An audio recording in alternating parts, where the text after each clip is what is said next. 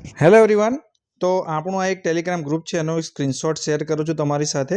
તો આ રીતે જે છે જીપીએસસી ઇઝ ધ ફ્યુચર આપણું ટેલિગ્રામ ગ્રુપ છે, જેમાં આપણે ડેલી આ રીતે ક્વેશ્ચન્સ મૂકીએ છીએ અને મેન્સ માટે જે તમારી પ્રેક્ટિસ એમાં થાય છે. તો આજના જે ક્વેશ્ચન્સ છે એનો આપણે આજે આન્સર જોઈશું.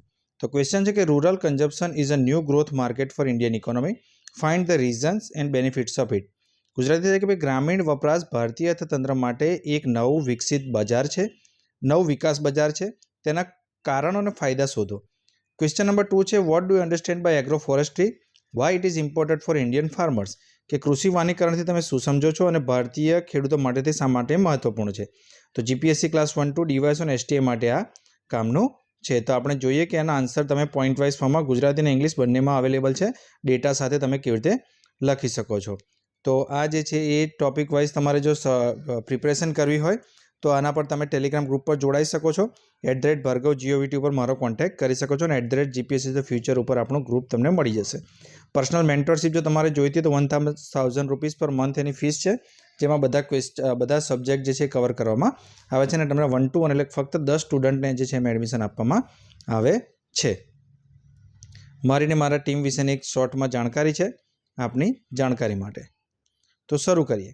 તો સૌપ્રથમ જે છે આપણે જોઈશું કે ભાઈ રૂરલનું જે કન્ઝમ્પશન છે, તો રૂરલનું એક માર્કેટ છે ભારત માટે એક નવું ગ્રોથ માર્કેટ લઈને આવ્યું છે. કેમ?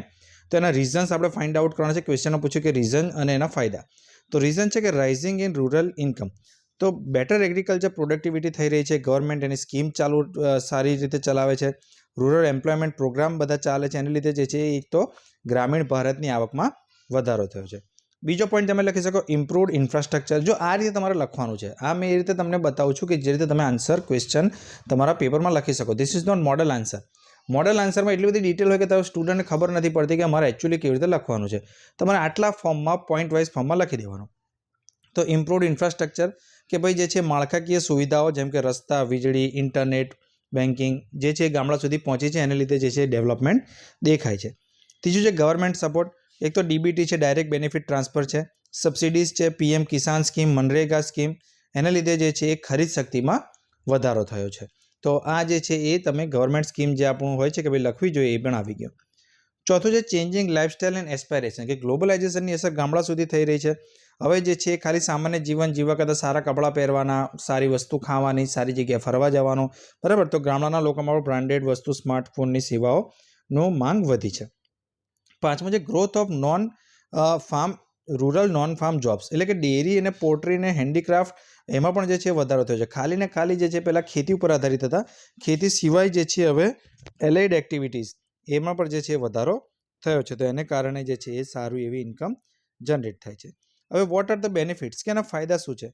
તો boost in FMCG, fast moving consumer goods જે છે એટલે રિટેલ માર્કેટ, એટલે નાની નાની જે વસ્તુઓ છે જેમ કે શેમ્પૂ છે, સાબુ છે સારા, બરાબર, બ્રાન્ડેડ કંપની જેમ કે ડવનો સાબુ છે, એ પણ ગામડામાં વેચે છે. પહેલાં એવું કહેતું હતું કે એ બધું સિટી માટે છે. તો આ એક ફાયદો થયો છે.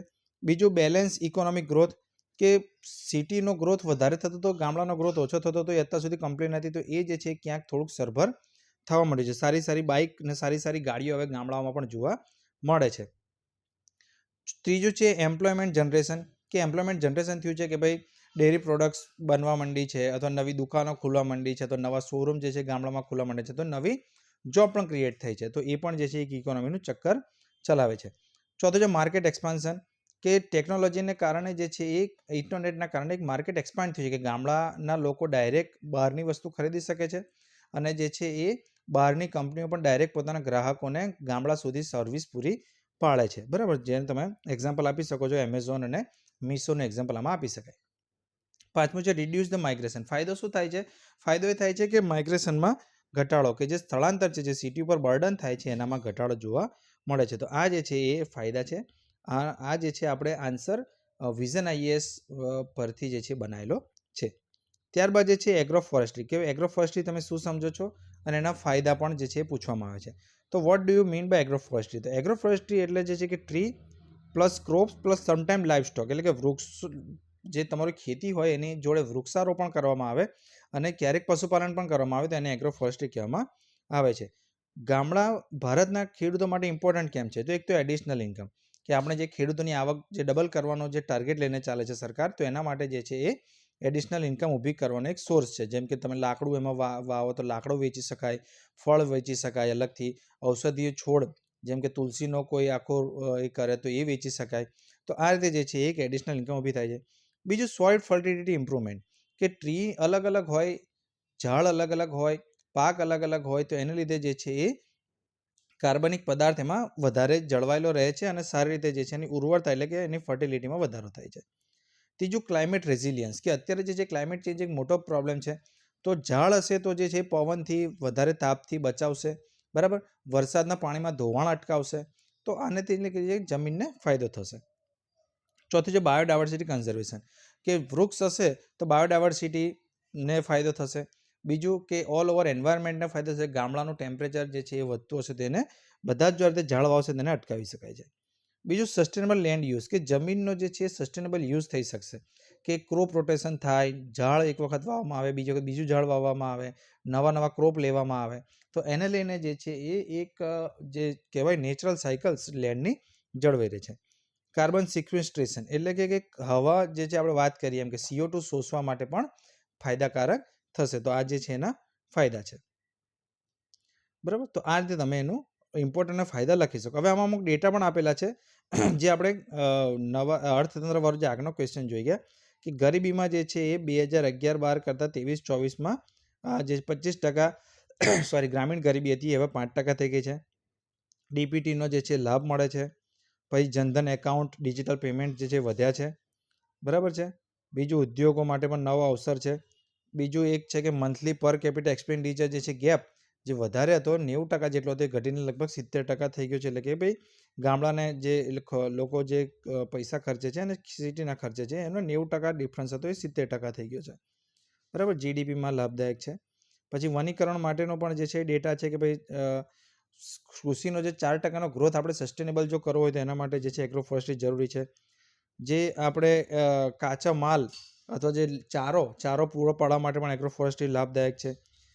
કૃષિ ઉત્પાદન જે છે 51% સુધી એગ્રોફોરેસ્ટ્રી વધે છે, તો જે પાકની નિષ્ફળતા સામે રક્ષણ આપે છે. CO2 જે છે આ પ્રતિ હેક્ટર પ્રતિ વર્ષ 27 ટન જેટલો એ એગ્રોફોરેસ્ટ્રી શોષી શકે છે. તો અમુક ડેટા છે જે તમે એનો ઉપયોગમાં લઈ શકો છો. તો આ રીતે જો તમે પ્રેક્ટિસ કરવા માંગતા હોય, 1 to 1 પ્રેક્ટિસ કરવા માંગતા હોય અમારી સાથે, તો તમે કોન્ટેક્ટ કરી શકો છો આના ઉપર govtbhargav@, બરાબર છે.